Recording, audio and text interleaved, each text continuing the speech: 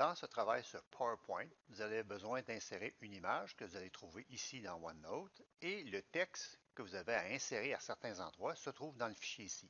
Donc, rien à taper, simplement sélectionner, copier et coller dans votre diaporama. Pour charger PowerPoint, allez dans votre menu en bas à gauche, le drapeau Windows, et tapez PO tout simplement. PowerPoint, vous cliquez et l'application suivante va démarrer une présentation PowerPoint complètement vierge ou à partir d'un modèle proposé. Dans notre cas, ça va être un modèle qui est proposé que nous allons modifier. Cliquez sur Nouveau, cliquez sur la catégorie Professionnelle, Présentation pour conférence style géométrique.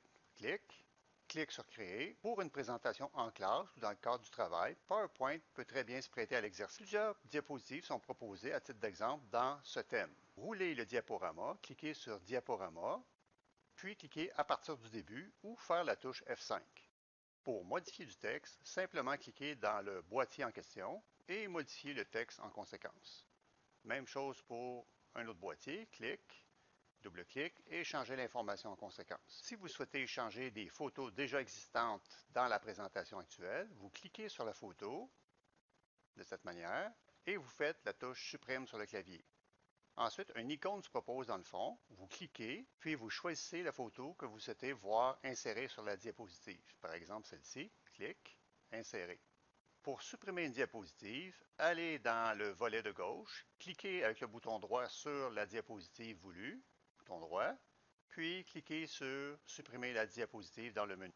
Pour modifier une liste à puces en liste numérotée, simplement cliquez à l'intérieur de la liste, faire CTRL A pour sélectionner tous les éléments, toujours dans l'onglet Mise en forme, dans le groupe Paragraphe, cliquez sur Créer une liste numérotée. Pour déplacer une diapositive, cliquez sur la diapositive voulue, bouton gauche, la glisser et l'insérer à l'endroit voulu. Pour modifier un graphique, je vais aller sur une diapositive qui en comporte déjà un, la 7 par exemple. J'en ai un ici, je clique une fois, je fais supprimer, je fais encore supprimer. Je m'en vais dans Insertion, je m'en vais dans l'outil graphique, je choisis le type de graphique que je souhaite ajouter, secteur par exemple. Je fais OK. Une feuille Excel se propose pour ajouter les données. On a les ventes par trimestre. Je pourrais changer les valeurs ici, comme 25, 45,2. Si vous utilisez la version anglaise, assurez-vous de taper les décimales avec un point. Et le quatrième trimestre, 9,6. Pour modifier la légende d'un graphique, cliquez sur le style de graphique dans les outils qui s'affichent en haut à droite du graphique. Clique et choisir le modèle voulu.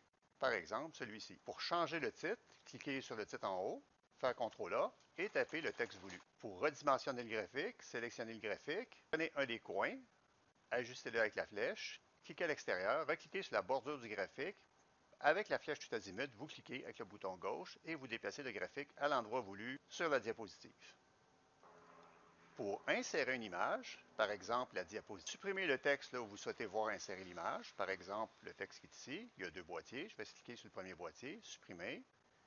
Il y a un autre boîtier en dessous, je clique supprimer. Le boîtier en dessous, je clique supprimer. Et je clique encore une fois supprimer.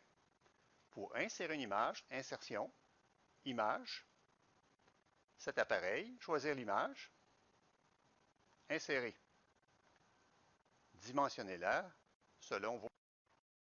Pour les effets d'animation, assurez-vous d'abord d'être sur la bonne diapositive et sélectionnez l'objet sur lequel vous souhaitez appliquer une animation. Par exemple, le titre suivant, je clique pour sélectionner le boîtier. Je m'en vais ensuite dans Animation et j'ai quelques animations proposées par défaut. Je clique sur la pastille en bas à droite, Autre, et j'applique l'effet Rebondir.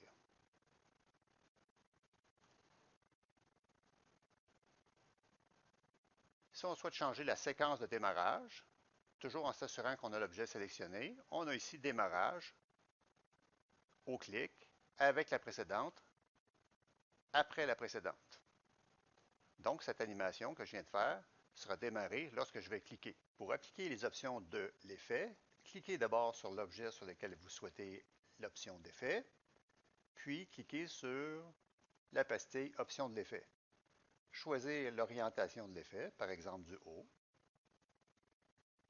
Si certaines animations ne sont pas trouvées dans les populaires, descendez en bas du menu, Autre effet d'entrée, clic, Et vous avez une boîte de dialogue qui vous propose d'autres effets, comme la catégorie captivant Boomerang.